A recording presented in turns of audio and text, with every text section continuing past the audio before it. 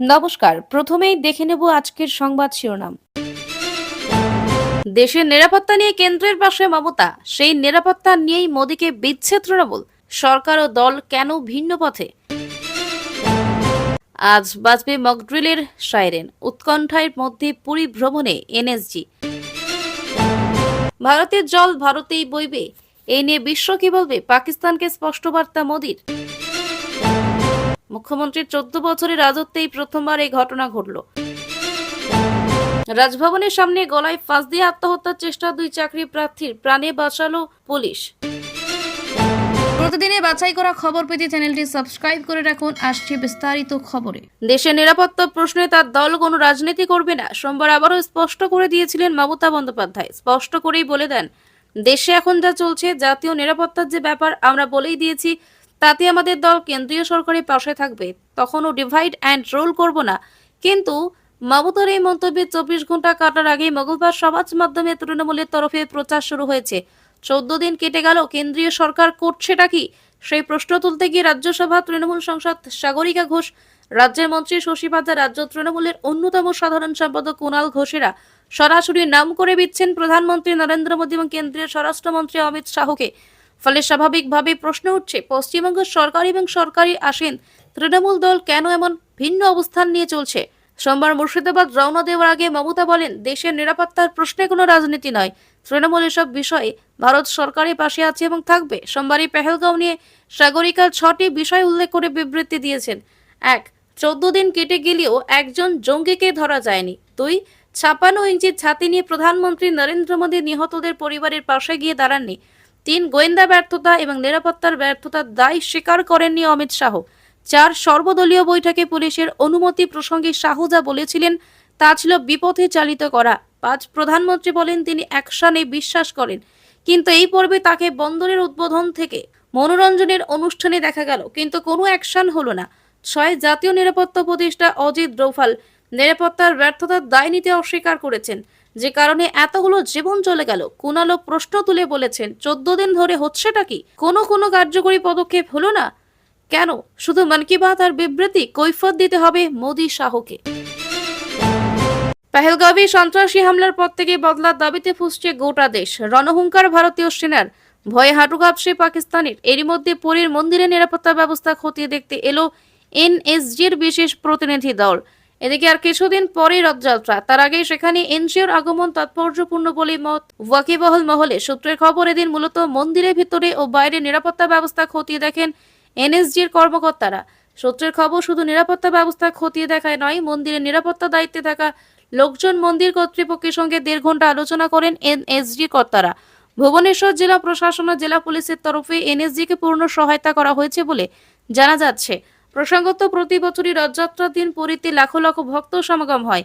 রথের দড়িতে একবার টান দিতে দেশের নানা প্রান্ত থেকে ছুটে আসেন অগণিত ভক্তের দল। তাই দেশের এই উত্তেজক পরিস্থিতিতে যাতে কোনো জনবহুল জায়গাতে কোনো অপ্রীতিকর ঘটনা না ঘটে, সেদিকে নজর রয়েছে গোয়েন্দাদের। ঢেলে সাজানো হচ্ছে নিরাপত্তা ব্যবস্থা। অন্যদিকে পেহেলগাঁওয়ে পর্যটকদের উপর হামলার পর থেকে পাকিস্তানের সঙ্গে ভারতের সম্পর্ক আরও বিষিয়ে গিয়েছে। ইতিমধ্যেই তৈরি হচ্ছে মক ড্রিলের জন্য রাজ্যে রাজ্যে চলে গিয়েছে নির্দেশ। এই আবহে এনএসজির পুরী ভ্রমণ যে বিশেষভাবে তাৎপর্যপূর্ণ তা বলার অপেক্ষা রাখে না। ভারতের জল এতদিন বাইরের দিকে যেত, এবার সেই জল দেশের স্বার্থে ব্যবহার হবে, এই ভাষাতে মঙ্গলবার সন্ধ্যায় সাফ বার্তা দিলেন প্রধানমন্ত্রী নরেন্দ্র মোদী। নাম না করলেও স্পষ্টতই তার নিশানা ছিল প্রতিবেশী দেশ পাকিস্তান। এক সংবাদ মাধ্যমের আয়োজিত এক কনক্লেভে ভাষণ দিতে গিয়ে এমন বলেন তিনি। প্রধানমন্ত্রী বলেন, ভারতের জল ভারতেই বইবে। যেখানে সরকার পাকিস্তানে বয়ে যাওয়া চেনাব নদীর বাগলিহারবাদ এবং ঝেলামের কিষানগঙ্গা প্রকল্প থেকে জল প্রবাহ কমানোর প্রস্তুতি নিচ্ছে। এপ্রিল মাসে কাশ্মীরের পেহেলগামে জঙ্গি হামলায় বহু পর্যটকের মৃত্যু ঘিরে আরো উত্তপ্ত হয়েছে দুই দেশের সম্পর্ক। তারপর থেকেই পাকিস্তানের জল সরবরাহ বন্ধ করার উদ্যোগ স্পষ্ট হয়েছে। ভারত ইতিমধ্যেই পাকিস্তানের সঙ্গে 6 দশকের পুরনো সিন্ধু জল চুক্তি স্থগিত করেছে। বিশ্বব্যাংকের মধ্যস্থতায় তৈরি হওয়া এই চুক্তি অনুসারে সিন্ধু, ঝেলাম, চেনাব, রাভি, বিয়াস ও শতদ্রু এই 6টি নদীর জল দু দেশের মধ্যে ভাগাভাগি হয়। প্রধানমন্ত্রী আরো বলেন, গত 10 বছরে আমাদের সরকার একের পর এক কঠিন সিদ্ধান্ত নিয়েছেন। এই সিদ্ধান্তগুলি দেশের স্বার্থে নেওয়া হয়েছিল। আগে বড় কোনো পদক্ষেপ নেওয়ার আগে ভাবা হতো বিশ্ব কি বলবে। ভোট ব্যাংকের রাজনীতির জন্য বহু বড় সংস্কার আটকে গিয়েছিল। এভাবে কোনো দেশ এগোতে পারে না। ওয়াকফ আইন বিরোধী প্রতিবাদে জ্বলে উঠেছিল মালদহ মুর্শিদাবাদের বিস্তীর্ণ এলাকা। আপাতত কিছুটা শান্ত হয়েছে পরিস্থিতি। এরই মধ্যে মঙ্গলবার মুর্শিদাবাদ যাত্রা করেন মমতা। সুতিতে সরকারি পরিষেবা প্রদান অনুষ্ঠানে যোগ দিয়েছেন মুখ্যমন্ত্রী। একদিকে যখন কাশ্মীরের শহীদ জওয়ানের স্ত্রী ও ছেলের হাতে 10 লক্ষ টাকা চেক তুলে দিচ্ছেন মুখ্যমন্ত্রী, অন্যদিকে সেই সময় সল্টলেকে মানবাধিকার কমিশনের অফিসের সামনে ধর্ণা বিক্ষোভে সামিল হন শুভেন্দু। এদিন মুর্শিদাবাদ সফরে গিয়ে মমতা বলেন, অনেকেই জেলা ছেড়ে চলে গেছেন, যারা আছেন তাদের সঙ্গেই তিনি দেখা করে ক্ষতিপূরণ দেবেন। তবে মমতা স্পষ্ট করে বলেন, কেউ যদি ক্ষতিপূরণ না নেয় তাহলে কিছু করার নেই।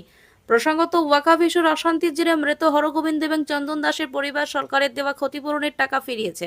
এই ইস্যুতে মমতাকে তোপ দাগলেন শুভেন্দু অধিকারী। বিরোধী দলনেতা বলেন, বক্তব্য এমন ঘটনায় বোঝা যায় একাংশ মুখ্যমন্ত্রীকে বয়কট করেছে। মমতাকে জোর কটাক্ষ করে গেরুয়া বিধায়ক বলেন, হরগোবিন্দ এবং চন্দন দাসের পরিবার সরকারের তরফে দেওয়া ক্ষতিপূরণের টাকা নেননি। তবে আমাদের তরফে এনজিওর মাধ্যমে যে 10 লক্ষ টাকা তোলা হয়েছিল সেটা তারা গ্রহণ করেছেন, বুঝিয়ে দিয়েছেন কারা আসল হিন্দু।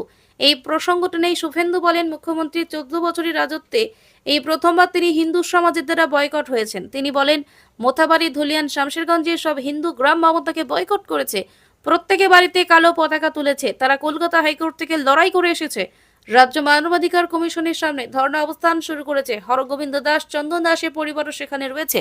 সরকারকে আক্রমণ করে শুভেন্দু বলেন, মুর্শিদাবাদকে হিন্দু শূন্য করার চক্রান্ত। ফের উত্তপ্ত হলো কলকাতার রাজপথ। শিক্ষক নিয়োগের দুর্নীতি ও দীর্ঘ প্রতীক্ষার পরে চাকরি না পাওয়ার ক্ষোভে মঙ্গলবার রাজভবনের সামনে আত্মহত্যার চেষ্টা করলেন 2 চাকরি প্রার্থী, এক তরুণী ও এক তরুণ।